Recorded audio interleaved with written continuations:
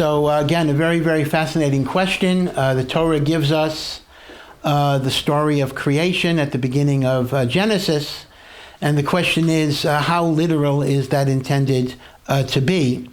The truth of the matter is, I have to be honest, certainly most commentaries and most rabbinical literature does assume that it's a very literal story. However, there are views within our sages, which are authoritative views, that underscore the fact that the story of creation, certainly until you come to the flood, until you come to Abraham, which is later, contains so many deep secrets that cannot be fully understood, that to some degree, it is possible that the Torah might be speaking in metaphorical or allegorical terms. So, for example, in terms of how long are the 6 days, there may be some discussion about that. Again, many commentaries do say the 6 days were 24 hours, but some say that perhaps there may be a broader interpretation. I do want to point out one general idea that I think is very helpful, both in terms of understanding the Genesis narrative and understanding the whole Torah. You will often find that people will pose a certain question.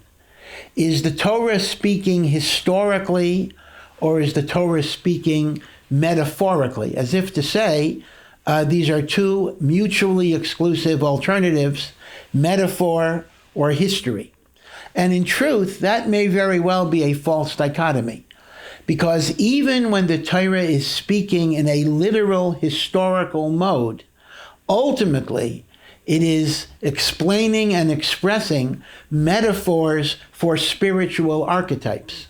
So, for example, as a believing Jew, I certainly believe that Avraham, Yitzchak, and Yaakov were literal people who are the founders of the Jewish people. I certainly believe that we were slaves in Egypt and God took us out of Egypt. At the same time, we also underscore that the Avot and the Imahot are prototypes of spiritual forces. Avraham represents the divine midah of chesed, loving kindness, and Yitzchak represents gevura, inner strength, and Yaakov is tiferet, beauty.